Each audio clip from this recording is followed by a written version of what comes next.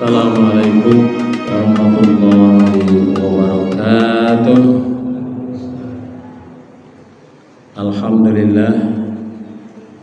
Alhamdulillahirabbil alamin. Wassalatu wassalamu ala asrofil anbiya'i wal mursalin wa ala alihi wa ashabihi ajma'in. Rabbi shrah li sadri wa yassir li amri wahlul 'uqdatam min lisani yafqahu qawli.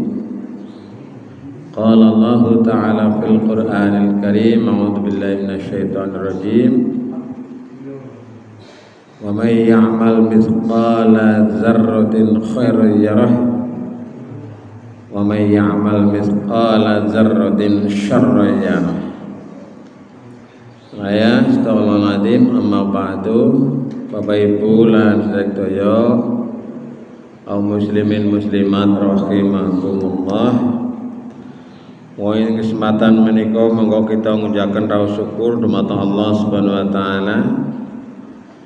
Bi qaulina alhamdulillahi rabbil alamin. Dene dalu menika wekdal menika kula panjenengan sami saged makembal tunggal wonten ing menika majelis.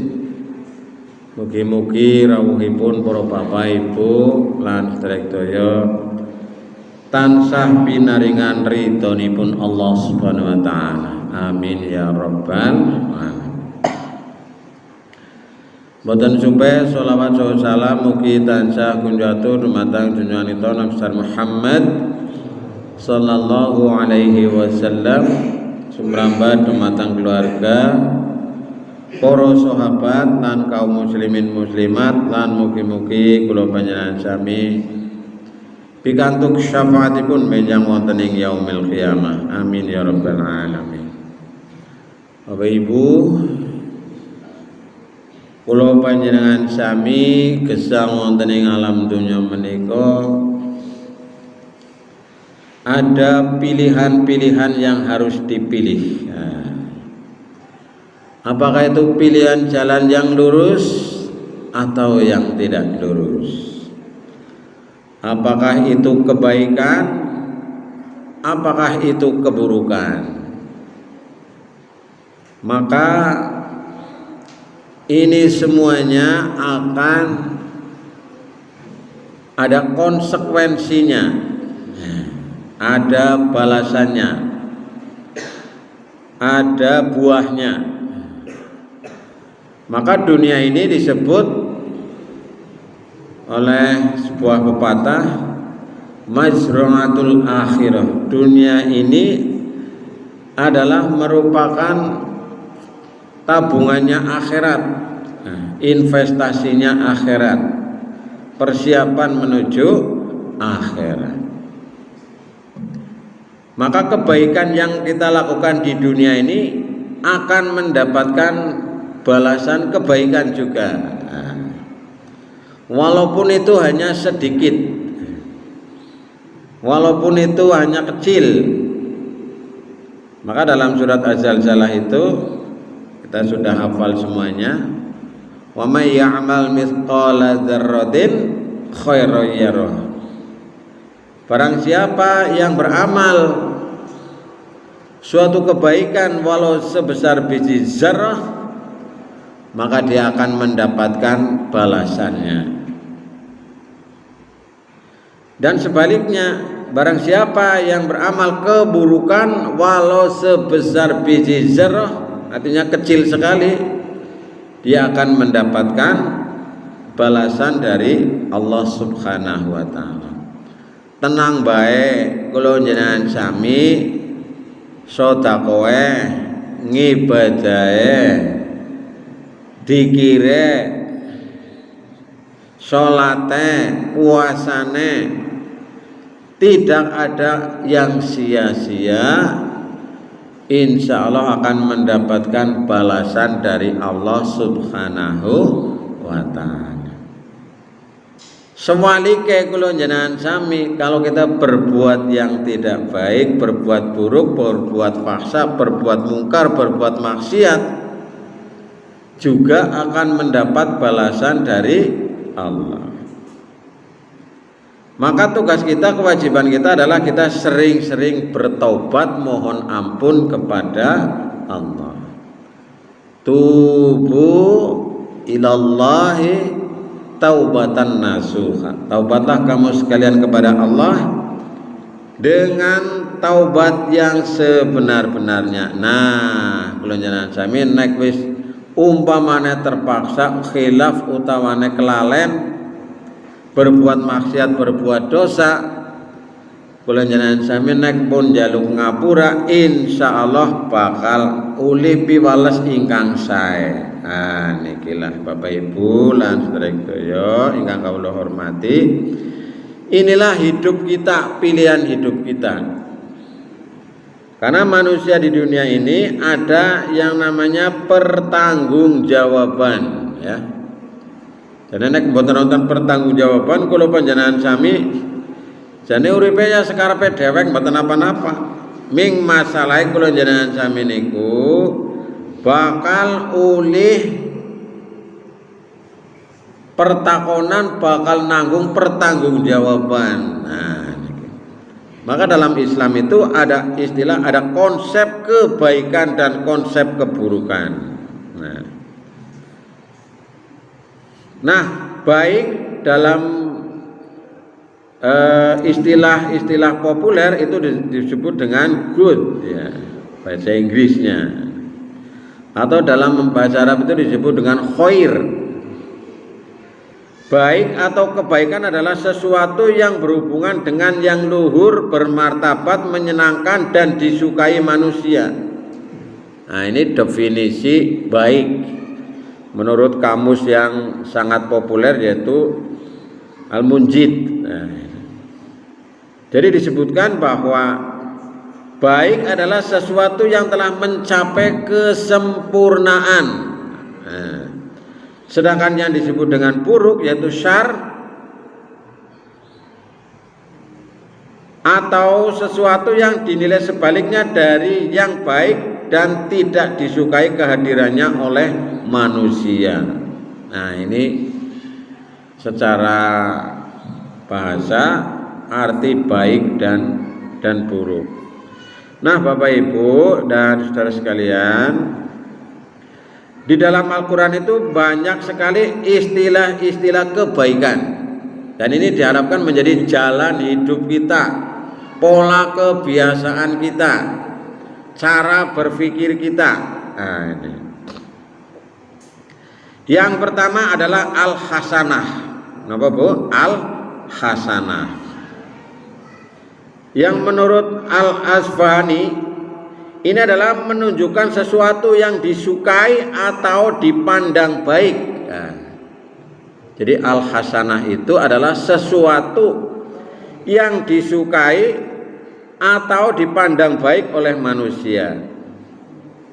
Nah, kebaikan ini, al-hasanah ini dibagi menjadi 3. Kebaikan menurut akal, ya. Kemudian menurut hawa nafsu dan juga dari panca indera. Nah, apa itu misalnya al-hasanah? Keuntungan, kelapangan rizki, kemenangan dan lain sebagainya. Maka dalam surat An-Nahl ayat 125, ud'u ila sabili rabbika bil hikmati wal mau'izatil hasanah wajadilhum billati hiya ahsan. Serulah manusia kepada jalan Tuhanmu dengan cara hikmah dan pelajaran yang baik, dan bantahlah mereka dengan cara yang baik. Ini antara lain istilah kebaikan di dalam Al-Quran yang sering kita dengar, dan ini mudah-mudahan menjadi kebiasaan bagi kita. Maka kita juga senantiasa berdoa, Rabbana atina fid dunya hasanah wa fil akhirati hasanah wa qina adzabannar. Nah, inilah diantaranya istilah kebaikan yang pertama. Kemudian yang kedua ada pula istilah thayyibah. Nah, ini thayyibah ini biasanya digunakan untuk menggambarkan sesuatu yang memberikan kelezatan kepada panca indera dan jiwa. Seperti apa misalnya? Makanan, pakaian, tempat tinggal, dan seterusnya. Nah ini, maka ini hendaknya menjadi kebaikan bagi kita, yaitu yang menggambarkan suatu kelezatan, kebaikan, ya, yang bisa dinikmati oleh panca indera biasanya. Nah, ini yang kedua. Kemudian yang ketiga, Bapak Ibu saudara sekalian, ada istilah dalam Quran itu yang biasa disebut dengan khairon. Ini biasanya ditunjukkan untuk sesuatu yang baik oleh seluruh umat manusia, ya, seluruh umat manusia. Ini khair, ya, atau biasa kita dengannya khairon, ya. Seperti apa? Seperti berlaku adil, kemudian manusia berakal, kemudian keutamaan dan segala sesuatu yang bermanfaat. Inilah yang disebut dengan khairon. Maka Bapak Ibu dan saudara sekalian, Rasulullah Shallallahu Alaihi Wasallam pernah bersabda, orang mukmin yang bergaul dengan manusia dan bersabar dengan gangguan mereka lebih baik daripada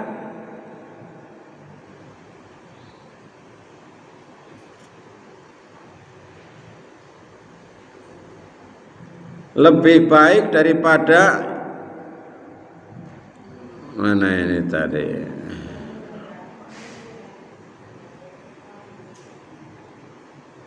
Lebih baik daripada yang tidak bergaul dengan mereka dan tidak sabar dengan gangguan mereka.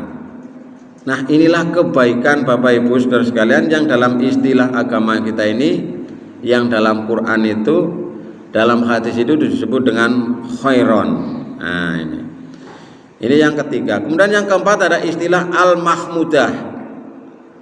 Kata ini digunakan untuk menunjukkan sesuatu yang utama sebagai akibat dari melakukan sesuatu yang disukai oleh Allah Subhanahu wa taala. Maka dengan demikian kata ini menunjukkan pada kebaikan yang bersifat batin dan spiritual. Nah, ini. Sebagaimana dalam surat Al-Isra ayat 79 itu ada istilah maqamam mahmudah. Jadi mendapatkan tempat yang terpuji, tempat yang mulia bagi siapa yang bertahajud, bersembahyang di malam hari sebagai ibadah tambahan. Maqamam mahmudah. Nah, kata-kata ini Bapak Ibu saudara sekalian menunjukkan sesuatu yang utama sebagai akibat melakukan sesuatu yang disukai oleh Allah Subhanahu wa taala. Oh, niki nomor sekawan, nomor Kang Saleh. Ada istilah yang disebut dengan al-karimah. Al-karimah ini menunjukkan pada perbuatan akhlak yang terpuji yang ditampakkan dalam hidup sehari-hari. Maka biasanya kita ini mendengar istilah akhlakul karimah. Yang kemudian selanjutnya kata ini digunakan menunjukkan hal-hal yang terpuji dalam skala besar, misalnya seperti menafkahkan harta di jalan Allah, berbuat baik kepada kedua orang tua, dan seterusnya. Maka ini dalam surat Al-Isra ayat 23 Allah juga menyampaikan, dan Tuhanmu telah memerintahkan supaya kamu jangan menyembah selain Dia, dan hendaklah kamu berbuat baik kepada ibu bapakmu dengan sebaik-baiknya.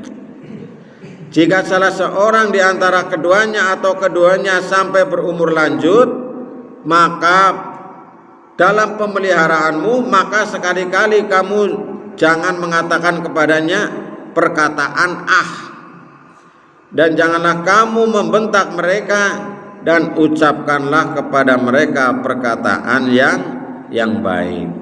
Nah, ini Al-Quran surat Al-Isra ayat 23. Jadi inilah istilah al-karimah yang biasanya menunjukkan perbuatan atau akhlak yang terpuji yang ditampakkan dalam kehidupan sehari-hari. Biasanya kelihatan, muncul, nampak, bisa dinilai, bisa dirasa, bisa dilihat, ataupun bisa dinilai, didengar oleh orang-orang lain. Contohnya yaitu tadi, berbakti kepada kedua orang tua. Kan kelihatan orang. Oh, orang ini terhadap kedua orang tuanya sopan, baik, tidak mau membentak-bentak, tidak menyia-nyiakan, melayani dengan sebaik-baiknya. Nah, inilah yang diharapkan. Sehingga konsep kebaikan dalam hal ini yang disebut dalam Al-Quran itu adalah Al-Karimah, ya. Kemudian yang keenam, konsep kebaikan yang disebut dalam Quran ini biasanya ada istilah albir. Nah, ini albir ini biasanya menunjukkan pada upaya memperluas atau memperbanyak melakukan perbuatan yang baik. Nah, ini memperluas atau memperbanyak melakukan perbuatan yang baik. Maka kata ini biasanya disebut untuk menunjukkan sifat Allah yang terkadang juga digunakan untuk sifat manusia. Nah, jika kata ini digunakan untuk sifat Allah, albir ini, maka maksudnya adalah Allah memberikan pahala yang besar. Dan jika digunakan untuk manusia adalah yang dimaksud adalah ketaatan. Nah ini antara lain dalam surat Al-Baqarah ayat 177. Ada di situ ada istilah laisal birro. Nah ini, bukanlah menghadapkan wajahmu ke arah timur dan ke arah barat itu suatu kebaikan, akan tetapi sesungguhnya kebaikan itu adalah beriman kepada Allah, hari kemudian malaikat, kitab-kitab, nabi-nabi, dan seterusnya. Quran surat Al-Baqarah ayat 177. Nah, inilah diantaranya 6 istilah kebaikan di dalam Al-Quran yang sering kita dengar, yang sering kita pahami, dan mudah-mudahan kita bisa melaksanakan, mengamalkan semuanya. Bapak Ibu dan saudara sekalian, kemudian di dalam Quran juga ada istilah keburukan yang hendaknya dijauhi.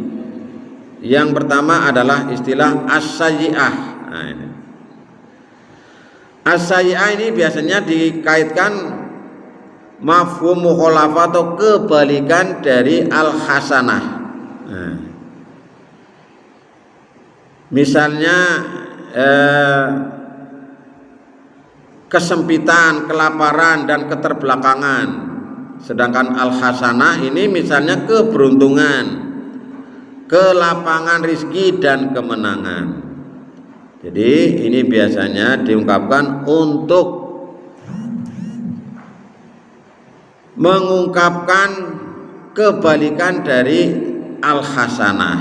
Nah, ini maka diungkapkan dalam Quran itu, barang siapa yang datang dengan membawa kebaikan, maka baginya pahala yang lebih baik daripadanya. Dan barang siapa yang datang membawa kejahatan, maka tidaklah diberi pembalasan kepada orang-orang yang telah mengerjakan kejahatan itu, melainkan seimbang dengan apa yang mereka kerjakan. Al-Quran surat Al-Qasas ayat 84. Saya ulangi, yang pertama ini adalah as-sayyi'ah. Nah, ini jangan dijauhi, kebalikan dari al-hasanah. Kemudian yang kedua adalah asyar. Kata ini merupakan kebaikan atau kebalikan atau lawan dari khairon, yang digunakan untuk menunjukkan sesuatu yang buruk oleh seluruh manusia. Nah ini biasanya Kalau syar ini, asyar ini keburukan yang dinilai pada umumnya itu sesuatu yang buruk, termasuk oleh seluruh umat manusia. Bagaimana dalam surat Al-Falaq juga ada itu kata-kata syar ya. Qul a'udzu birabbil falaq min syarri ma khalaq wa min syarri ghasiqin idza waqab wa min syarrin nafasati fil 'uqad wa min syarri hasidin idza hasad. Katakanlah aku berlindung kepada Tuhanmu yang menguasai subuh. Berlindung dari apa? Dari kejahatan makhluknya. Satu. Yang kedua, dan dari kejahatan malam apabila telah gelap gulita. Dua. Tiga, dan dari kejahatan wanita-wanita tukang sihir yang menghembuskan pada buhul-buhulnya. Empat. Dan yang kelima, dan dari kejahatan pendengki apabila dia dengki.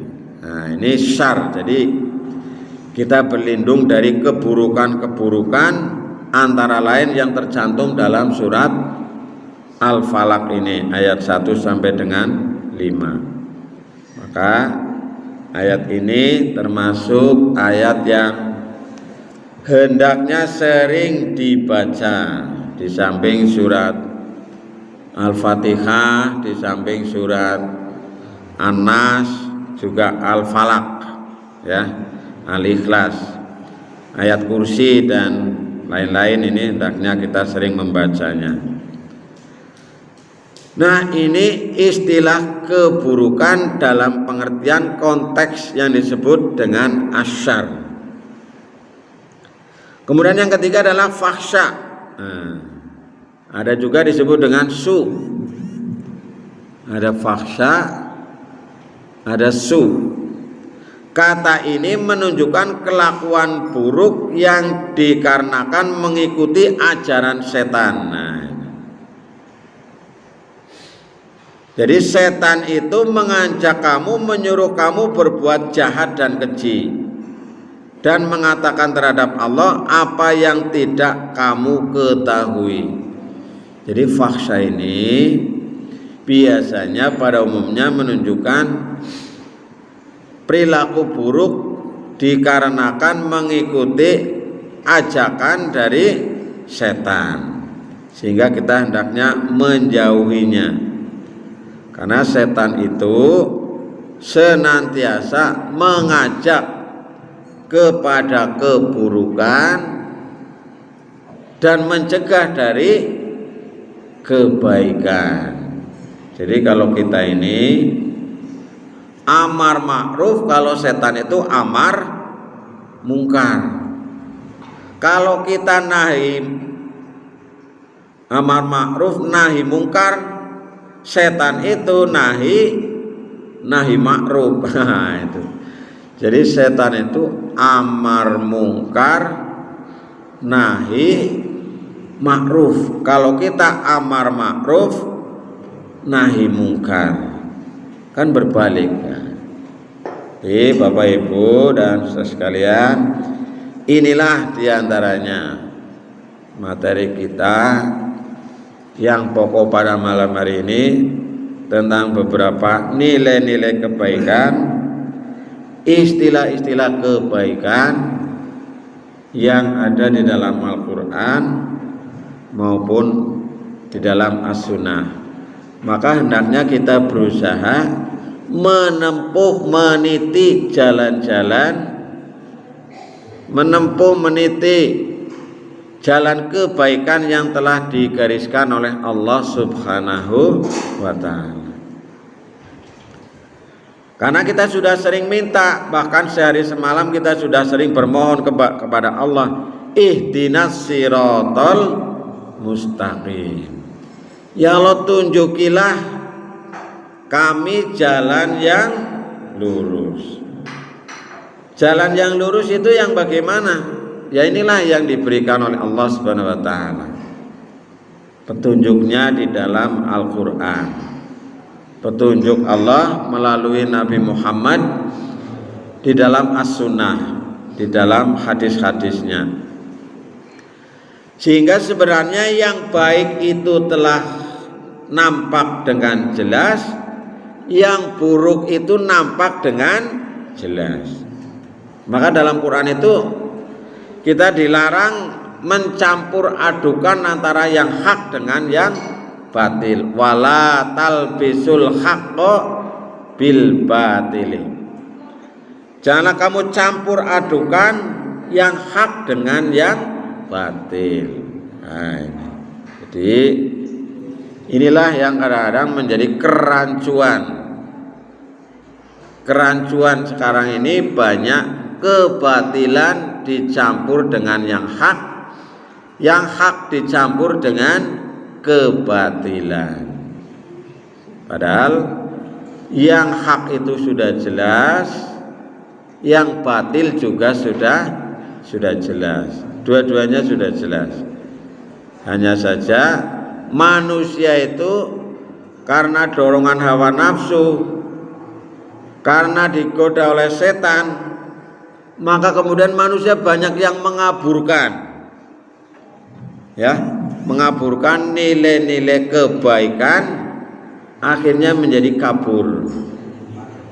Nilai keburukan kadang-kadang itu dipandang sebagai sebuah kebaikan.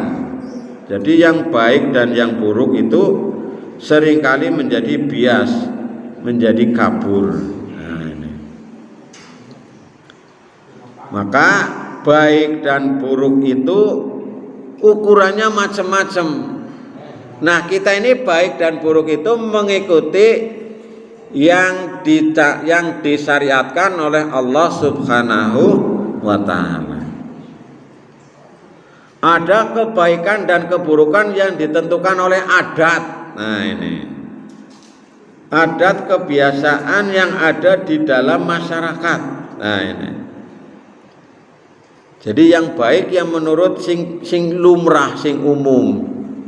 Contoh, kopiah ini kupluk niki kan anu teng Indonesia tok nggih Pak nggih.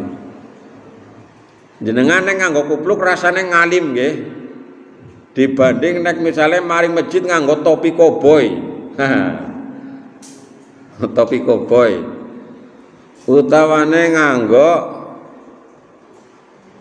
tudung. Nah, ini. Nah, ini kan kebaikan yang menurut adat, kebiasaan, wisdom, ini kebaikan kebijakan. Jadi jenengan mboten nganggo kupluk mboten napa-napa. Nah, inilah. Nang Arab ya jarang wong nganggo kupluk.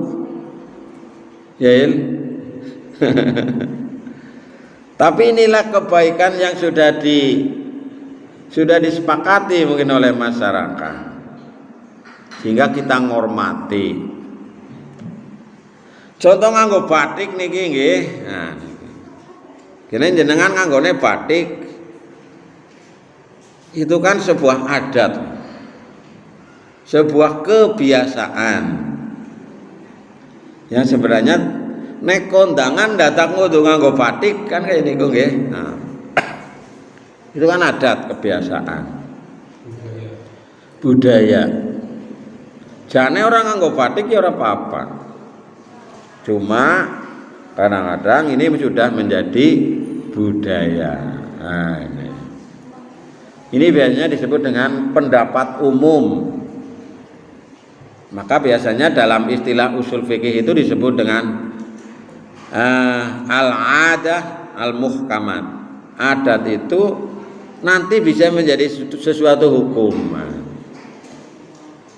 Maka jenengan tulis jarang menangi imam, khotib, khotbah, pelontosan mau ngangge kupluk. Nah, jane mau ngangge kupluk ya sah-sah saja. Minggeng adat. Nah, nggih.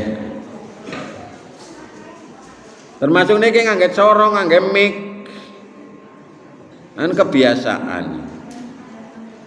Ya nek mboten ngangge mik, mboten ngangge corong, kan mboten genah, mboten jelas, tidak bisa menjangkau yang jauh. Maka inilah kadang-kadang kebaikan-kebaikan. Nah, kebaikan yang ada di dalam masyarakat, kebaikan yang berlaku umum itu boleh kita laksanakan sepanjang tidak melanggar aturan syar'i, ya, aturan dari agama yang termaktub dalam Al-Quran dan As-Sunnah. Lalu ada lagi baik buruk niku Bapak Ibu saudara sekalian, menurut aliran yang namanya hedonisme. Nah, sing jenenge barang apik apa barang sing enak. Barang sing nikmat yang bisa memuaskan, inilah kebaikan. Nah, ini yang bahaya Bapak Ibu.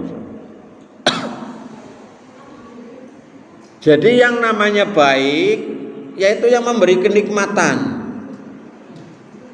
Maka dalam filsafat itu dulu ada istilah bahwa nikmat ya baik, baik ya nikmat itu. Nah, ini kalau tidak dikawal oleh nilai-nilai kebaikan agama, ini bahaya Bapak Ibu. Dan ini sedang terjadi, sedang mewabah khususnya di kalangan generasi kita. Ini luar biasa Bapak Ibu sekalian.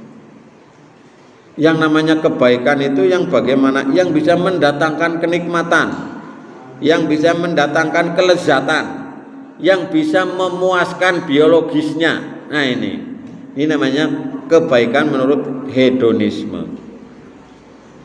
Nah, misalnya ada laki-laki dan perempuan, yang namanya kebaikan itu ketika keduanya itu bisa saling memberikan kenikmatan. Nah, ini kan bahaya. Kalau tidak diisi dengan spirit mental nilai-nilai agama ini, hedonisme ini menjadi luar biasa. Yang namanya kebaikan ya bermewah-mewah. Yang namanya kebaikan itu ya memberikan kelezatan, panganannya enak, dan seterusnya dan seterusnya. Nah, ini kebaikan menurut ukuran manusia itu ada yang menganut paham hedonisme.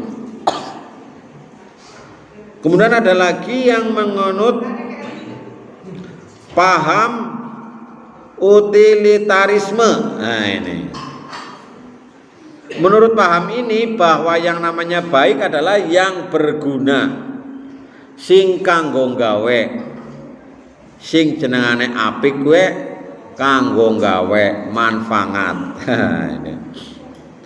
Sehingga menurut paham ini yang namanya kebaikan adalah yang mencerminkan kekuatan manusia dalam hidup, kekuatan dan kekuasaan yang menaklukkan orang lain yang lemah dianggap baik. Nah, paham ini lebih lanjut cenderung kepada sikap binatang dan berlaku siapa yang kuat maka siapa yang itulah yang menang. Jadi berlaku hukum rimba, siapa sing kuat ya gue sing menang. Bahasa Jawane asu gede menang kerai. Nah, ini jadi ini juga bahaya, dan ini banyak yang menganut. Jadi manusia itu menjadi buas, wis pokoknya sing penting menang, sing penting menguasai, sing penting bisa adalah kosong. Kalau paham keagamaan ini kosong, kayak jenengan ngirim surat, anak alamate, pengirime, anak isine, tapi langka alamat sing dikirim. Nah, kayak niku.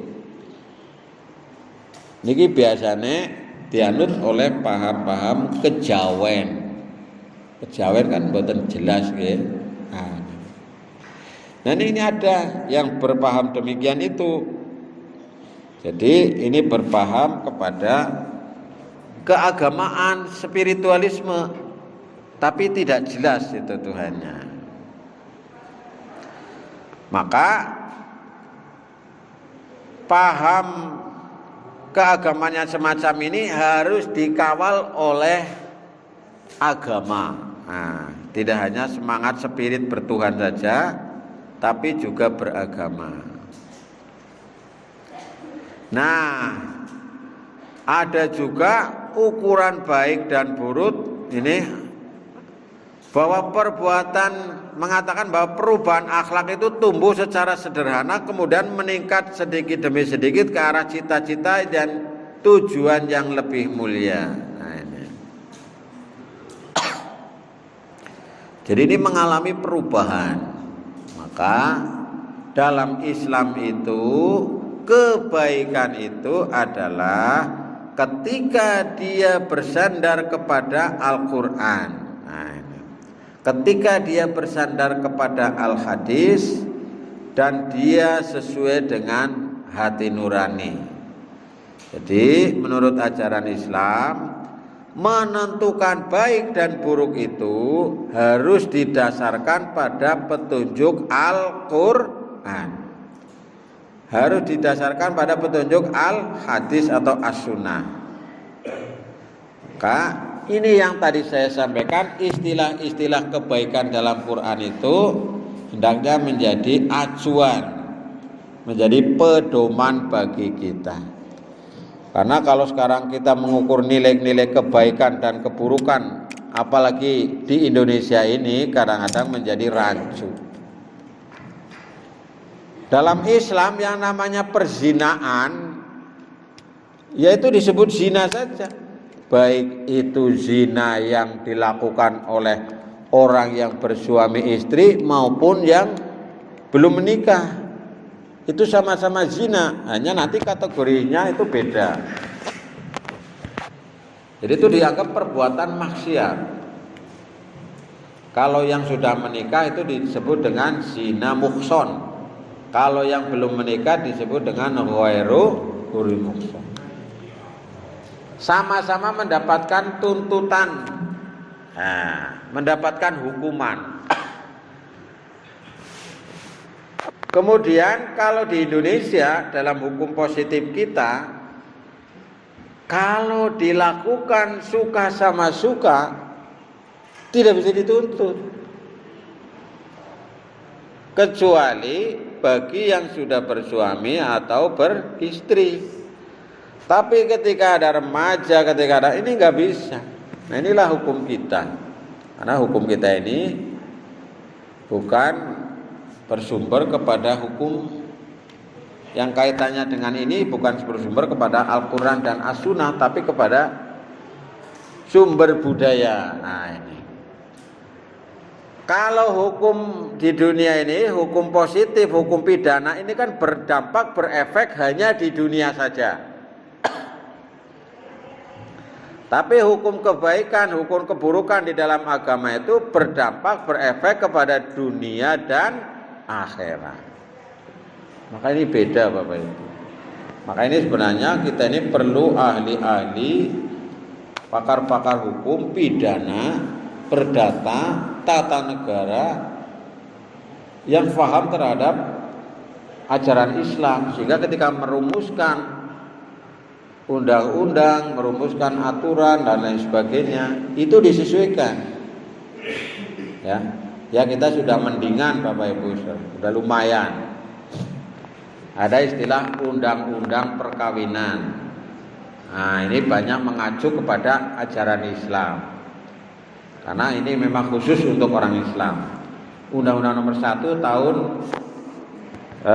1974. Nah, ini. Kemudian ada istilah kompilasi hukum Islam Indonesia. Jadi itu ada istilah kompilasi itu kumpulan hukum yang berkaitan dengan hukum Islam di Indonesia. Di antaranya adalah tentang pernikahan. Nah, ini sudah bagus ya. Tinggal kita dorong, mudah-mudahan nanti Indonesia ke depannya ini bisa lebih banyak menerapkan hukum positifnya yang berdasarkan kepada Al-Quran dan As-Sunnah yang digali dari sumber hukum di Indonesia, yaitu Pancasila.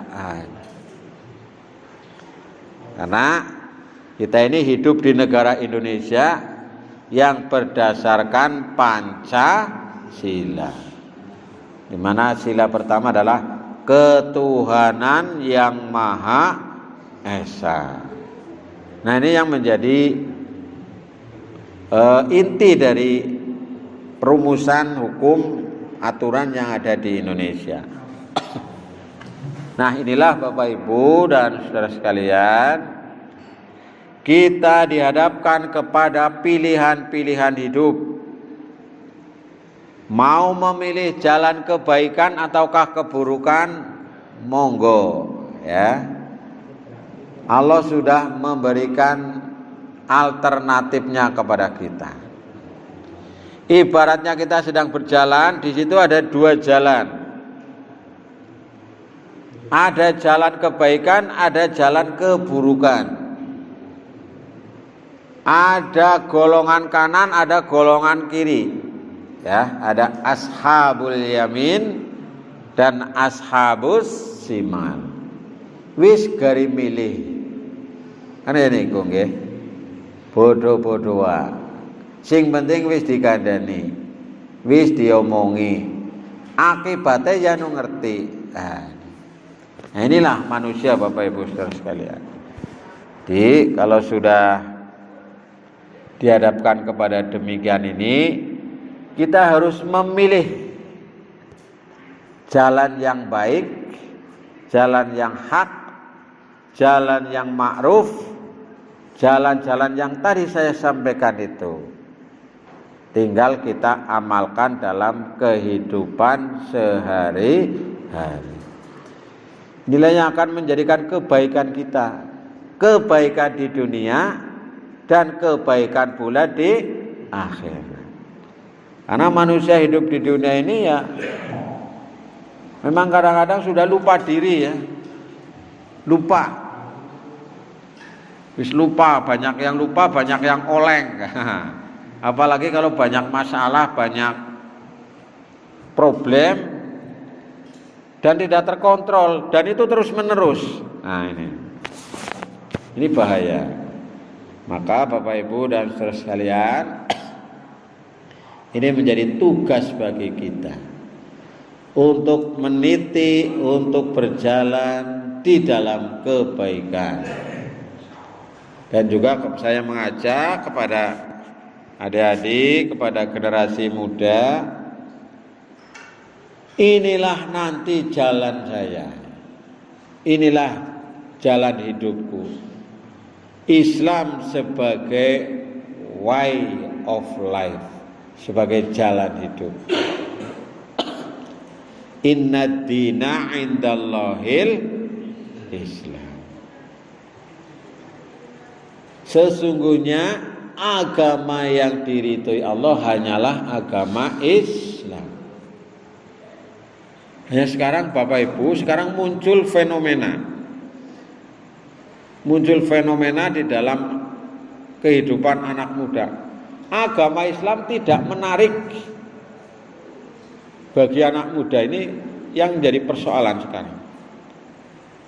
Jadi agama Islam itu menarik bagi kalangan tua. Coba sekarang Bapak Ibu, secara umum panjenengan melihat bagaimana anak-anak muda itu istilahnya orang doyan maring agama. Nah, ini bahaya. Sing teklak tekluk rajin maring masjid.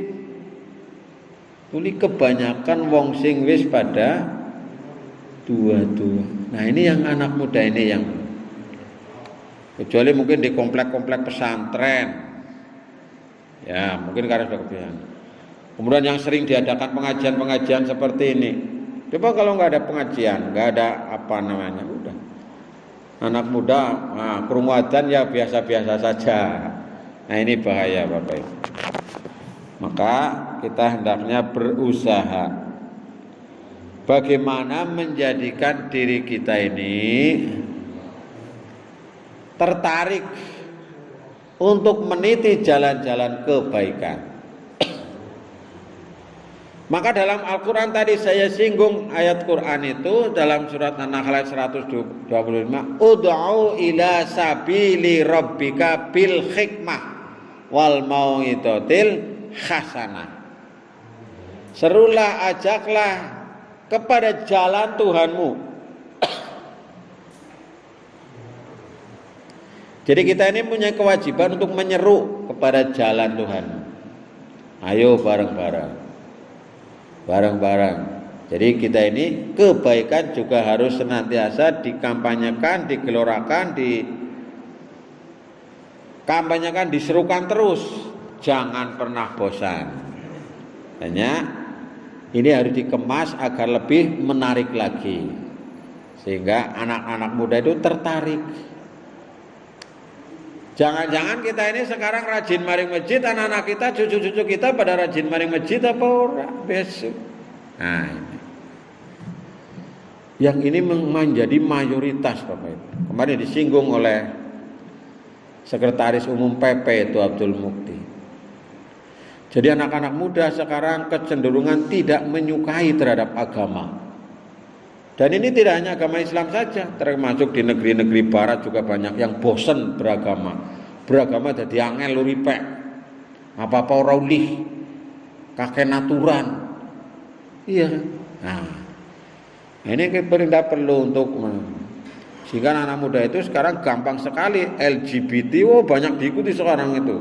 Di medsos juga luar biasa. Waduh, ngeri itu Pak. Jadi mereka gencar sekali. Tadi penganut-penganut hedonisme ini yang kemudian mengkampanyekan keburukan, mengkampanyekan kemungkaran, mengkampanyekan kemaksiatan dengan begitu dahsyat sekali, dengan biaya yang besar sekali. Sementara kita kampanye kebaikannya kurang. Nah ini, ya pengajian-pengajian kayak gini. Kita jarang bikin TikTok itu kan, yang langsung mengena kepada anak muda. Banyak kan mereka itu ya mengenal kepada hal-hal yang kurang baik. Inilah tantangan bagi kita Bapak Ibu dan saudara sekalian. Maka hendaklah kita berusaha untuk meniti jalan-jalan kebaikan. Maka nanti kita perlu anak-anak budak ini mengatakan, inilah saya, saksikanlah saya ini orang Islam. Nah begitu. Mudah-mudahan kedepannya ini kita bisa lebih baik lagi dan kita senantiasa dimudahkan oleh Allah Subhanahu Wa Taala. Amin ya Rabbal.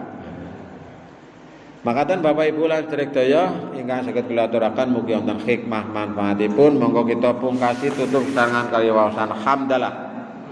Alhamdulillahirabbil alamin. Assalamualaikum warahmatullahi wabarakatuh.